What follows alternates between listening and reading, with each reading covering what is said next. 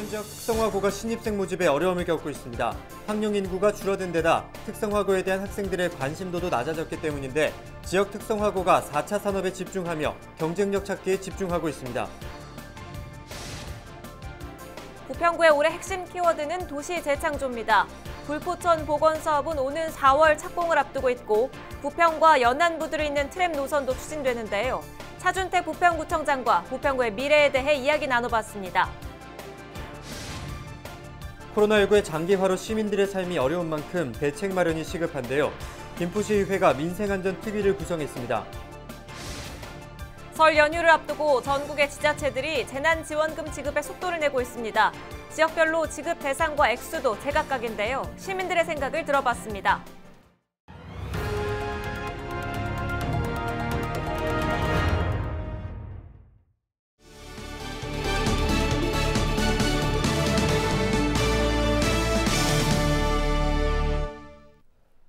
여러분 안녕하십니까? 헬로티비 경인뉴스입니다. 특성화 고등학교는 지역에 필요한 전문 인력을 양성하는 역할을 하고 있는데요. 하지만 출산율 감소로 전체 학생 수가 줄어드는 데다 특성화고에 대한 학생들의 선호도가 낮다 보니 매년 신입생 모집에 어려움을 겪고 있습니다. 때문에 각 특성화고에서는 4차 산업 분야 중심으로 학과를 개편하는 등 생존을 위한 변화에 나서고 있습니다. 김진재 기자입니다. 인천시의 한 특성화고등학교. 이 학교는 올해 신입생 모집에서 정원의 22%밖에 채우지 못했습니다. 출산율 감소로 매년 학생 수가 줄어드는 데다 올해는 코로나19의 영향으로 학교 홍보조차 제대로 못했기 때문입니다. 다른 특성화고들도 사정은 비슷합니다. 올해 인천 지역 특성화고의 신입생 모집 충원율은 약 87%. 전체 특성화고 27곳 중 14곳은 입학 정원을 채우지 못했습니다. 출산율이 낮아지면서 앞으로도 학생 수는 줄어들 것으로 예상되는 상황. 특성화고들은 생존을 위해 학과 개편에 나섰습니다. 기계와 화학 분야 학과를 운영하던 인천 청학공업고등학교는 지난 2019년 화학공업과를 바이오 화학과로 개편한 데 이어 지난해에는 전자기계과를 스마트 전자과로 개편했습니다. 내년에는 바이오 제약과를 신설한 뒤에 인천 바이오과학고등학교라는 새로운 이름을 달고 4차 산업 인재 양성에 집중할 계획입니다. 송도 셀트리온이나 삼성 바이오로직스를 목표로 인천광역시 8대 전략 사업 중에 하나인 바이오 과학고등학교 쪽으로 진로를 변경할 예정입니다. 도화기계공업고등학교 역시 내년까지 모든 학과를 소방안전관리과와 소방전기과 등 소방 관련 학과로 개편하고 소방고등학교로 탈바꿈할 예정입니다. 특성화고의 모든 학과를 소방 관련 학과로 개편하는 건 전국에서 첫 사례입니다. 학생 학부모가 선호할 수 있는 그리고 산업체에서 요구되는 그러한 분야인 소방 관련 학과로 개편하고자 합니다. 학생들 진로에도 많은 도움을 줄 걸로 예상하고 있습니다. 특성화고 학과 개편에 발맞춰 인천시 교육청도 민간기업, 유관기관 등과 협력해 학생들의 취업을 지원할 계획입니다. 이를 위해 인천시 교육청은 송도에 위치한 셀트리온, 삼성 바이오로직스 등과 취업 연계를 위한 협의를 진행 중입니다. 민간기업이 특성화고 학생들에게 실무 경험과 취업 기회를 제공하고 취업 이후에는 일을 하면서 대학 교육과정을 이수할 수 있도록 하는 방식입니다. 지역 기업과 대학, 산업체가 서로 협업하여 인천에 필요한 인재를 양성하고 그리고 지속적으로 성장 경로를 개발해서 정착할 수 있도록 지원하려고 합니다. 학생과 학부모들에게 외면받던 특성화고가 4차 산업 시대를 맞아 전문교육과 취업 두 마리 토끼를 잡기 위한 변화에 나서고 있습니다. 헬로티비 뉴스 김진재입니다. 부평구가 올 한해 변화를 준비 중입니다. 부평구의 올해 핵심 키워드는 도시 재창조인데요. 굴포천 복원사업이 본격적으로 시작되고 부평과 연안부두를 잇는 트램 노선도 추진됩니다. 또 올해 초 문화도시로 지정되면서 문화 거점으로 발돋움할 준비도 마쳤습니다. 차준택 청장과 부평구 미래에 대해 이야기 나눠봤습니다. 이재필 기자가 정리했습니다. 공업도시의 이미지가 강한 부평구. 부평구가 이미지 변신에 집중합니다. 올해 부평구의 핵심 키워드는 도시 재창조. 부평구를 생태하천이 흐르고 역사와 문화가 어우러진 공간으로 새롭게 조성하는 겁니다. 굴포천 생태하천 복원 사업은 오는 4월 착공을 앞두고 있고 11번가 도시재생 뉴딜 사업은 오는 9월 혁신센터 착공을 시작으로 본 모습을 갖춰갑니다. GTX B노선은 이미 확정이 됐고 이와 함께 과거 사용됐던 군솔로를 활용해 부평과 연안부두를 잇는 트램 노선도 추진됩니다. 시민들이 가장 좀 갈증을 느끼는 부분이 녹지, 휴식 공간, 생태 이런 부분이기 때문에 저희들이 아까 말씀드린 것처럼 굴포천을 생태하천으로 이제 복원하면서 자연 친화적인 그 친수 공간을 만들고 그리고 캠프 마켓에도 역사성과 음악 문화가 이렇게 같이 좀 합쳐진 그런 문화공원으로 좀 조성을 하려고 하고요. 올해 초 부평구는 문화도시로 지정되며 기분 좋게 출발했습니다. 지역 최대 축제로 꼽히는 부평 풍물축제. 1950년대부터 60년대까지 한국 대중음악의 기틀을 닦은 부평 미군기지까지 이런 역사적 가치를 인정받은 겁니다. 부평구는 이런 역사적 흔적을 바탕으로 시민들과 머리를 맞대 지역을 문화 거점으로 조성한다는 방침입니다.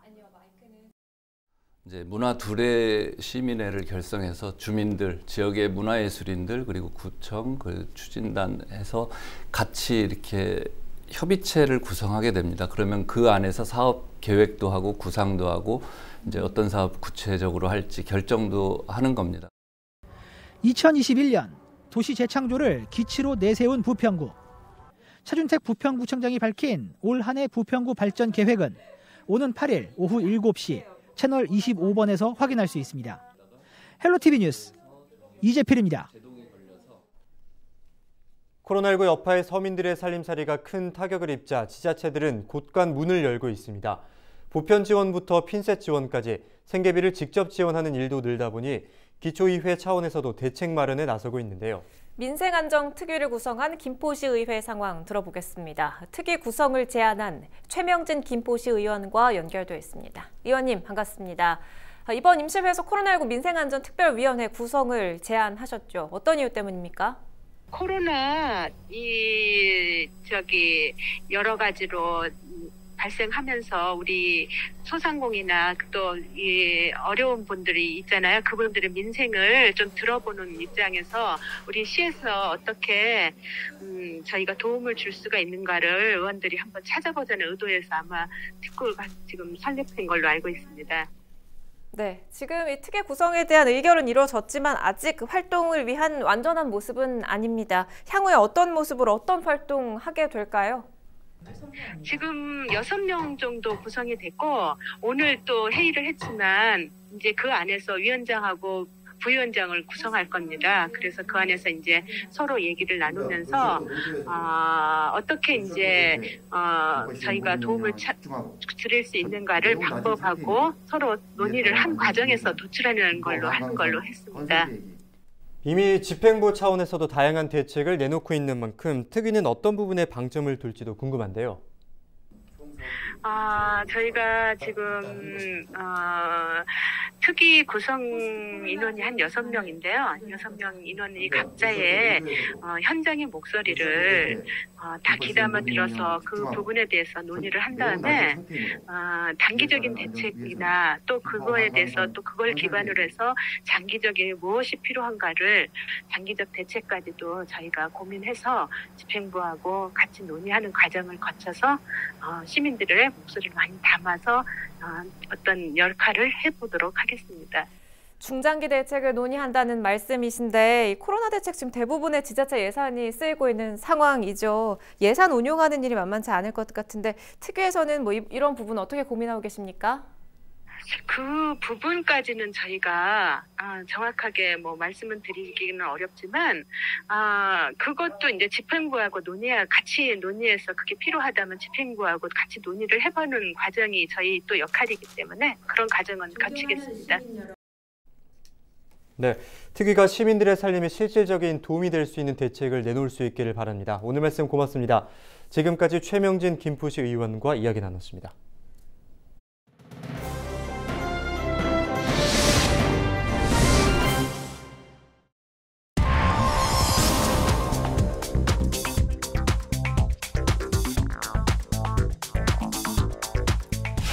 홈페이지에 접속하는데 대기 시간이 무려 7시간이나 걸린다. 왠지 아이돌 콘서트 티켓 예매 경쟁 아닐까 싶으실 텐데요. 다름 아닌 경기도청 홈페이지입니다. 이 경기도가 2차 재난기본소득을 온라인으로 접수받자 첫날에 너무 많은 접속자가 몰리다 보니 이런 현상이 일어난 겁니다. 이렇게 경기도처럼 설 연휴를 앞두고 전국 지자체들이 재난지원금 지급에 속도를 내고 있습니다. 지역별로 살펴보면 지급 대상과 액수가 제각각인데요. 좀 더 자세히 살펴보죠. 재난지원금 지급액이 가장 많은 곳은 바로 전라남도 여수시입니다. 주민 1명당 25만 원입니다. 경기도 포천시는 1인당 20만 원인데요. 여기에 재난지원금 경기도에서 받는 10만 원은 별도여서 포천 시민들이 전국에서 가장 많이 받게 됐습니다. 이 밖에도 목포와 강진, 영덕, 영촌 등지에서는 모든 주민이 1인당 10만 원씩 지급받습니다. 시민들의 반응 듣고 오시죠. 설 명절 돌아와서 설 준비해서 써야지. 돈 이제 25만 원, 둘이 뭐 50만 원이니까 그러고 쓰면 하지요 뭐. 이렇게 다 시민, 전 시민을 주니까 받는 사람은 좋죠. 근데 저희도 이제 받아서 주위에 조금 어려운 사람들 좀 도와주고 싶고 그래요. 이렇게 모든 시민에게 보편적으로 주는 게 아니라 소상공인에게 선별적으로 지급하는 지역도 있습니다. 서울시와 인천시가 대표적이죠. 물론 모든 주민에게 주게 되면 소비를 진작시켜서 자영업자에게 도움이 된다라는 시각도 있지만요. 실제로는 그 효과가 미미하다는 점에서 선별 지원에 나선 겁니다.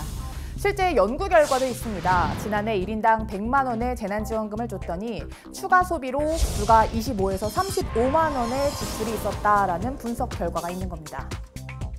소상공인 입장에서는 더 우리한테 그게 도움이 되니까 좋은 거죠. 장사도 옛날만큼 되지도 않잖아요, 지금. 지급하는 방식에도 차이가 있습니다.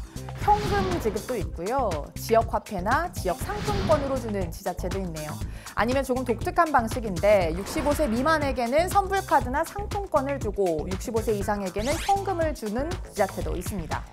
이렇게 재난지원금이 지역별로 제각각이다 보니 볼멘 소리가 나올 수 있다는 지적도 나옵니다. 그러니까 옆 동네는 주는데 우리 동네는 왜 안 주냐 또는 왜 적게 주냐라고 할 수 있다는 겁니다. 실제로 작년 지자체별 재난지원금 지급 결과를 보면요. 같은 업종이어도 지역에 따라 천차만별이었습니다. 목욕탕 주인의 경우 전남도민은 100만 원을 받았고 부산시민은 50만 원을 받았습니다. 노래방을 세종시에서 운영하면 100만 원, 전북에서는 70만 원을 받았고요. 대전의 택시 운전기사들은 24만 원을 받았는데 타 지역에서는 그 배 이상인 50만 원을 지급받았네요. 상황이 이렇다 보니 이런 주장도 나옵니다. 정부 차원에서 좀 가이드라인을 명확하고 구체적으로 만들면 지역별 편차보다는 전 국민에게 지원해 주는 것이 좋다고 보고요. 지역별 경쟁처럼 돼버린 재난지원금 이대로 괜찮을까요? 여러분은 어떻게 생각하십니까? 헬로티비 브리핑이었습니다.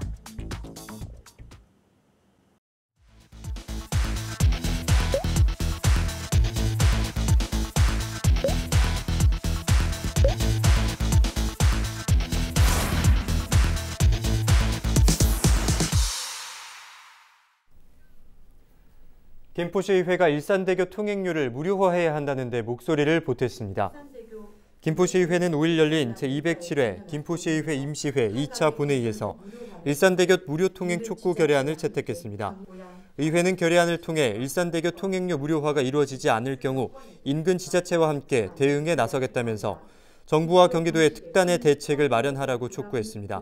한편 김포시의회가 일산대교 통행료에 대한 결의안을 채택한 것은 2008년과 2010년에 이어 세 번째입니다.